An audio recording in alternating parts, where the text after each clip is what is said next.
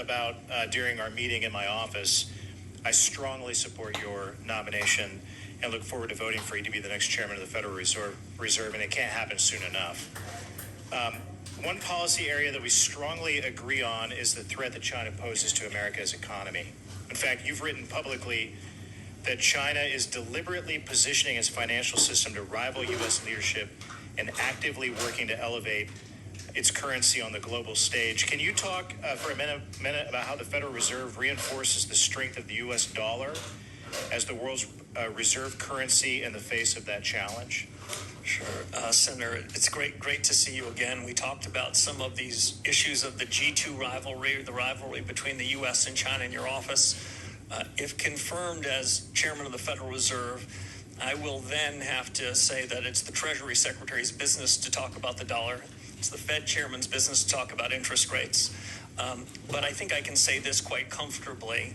The dollar is the linchpin of the global economy. The United States and the Federal Reserve is a beneficiary of the strength of the dollar. The U.S. financial system is the most important financial system in the world, and the central bank's been charged with really important responsibilities in overseeing it and supervising it. There are risks to the U.S. position in the world, including economic. The economic statecraft agenda led by Secretary Bessent, Secretary Rubio is an important one. On that, the Fed will play a supporting role in ensuring that the financial system is as safe as it can be, and work with them, because it's outside of the conduct of monetary policy, to ensure the U.S. is on its front foot and in a position of strength during this period of rivalry between the U.S. and another nation around the world. What are some of those? I understand the role of the Treasury Department versus the Fed, but what are the most important steps that the Fed can take to reinforce confidence in the U.S. dollar? Deliver stable prices, Senator. Deliver an economy that improves from here even further, where real take-home pay moves up, where inflation falls, and the U.S. economic growth potential is the best in the world. I mentioned earlier, Senator, something that I really do believe. AI is a testament to American ingenuity. The United States is the best positioned country in the world to take advantage of it so that the U.S. economy, U.S. workers benefit from it. That the U.S. is in a better position than anyone else, but it's filled with challenges, geopolitical challenges, technology challenges. So the sooner that we can hit the ground running on reform agenda, the better. You wrote in an op-ed in 2021 in the Wall Street Journal that I recommend everyone reads. It's one of the reasons that I wholeheartedly support you, because of it says a lot about you in this op-ed. But you talked about how the PRC is actively promoting its digital yuan currency with the explicit goal of creating an alternative payment system that sidesteps U.S. sanctions. You've been very clear that China is not playing by the rules. China is buying over 80% of Iran's sanctioned oil in Chinese currency through Chinese banks, completely outside SWIFT.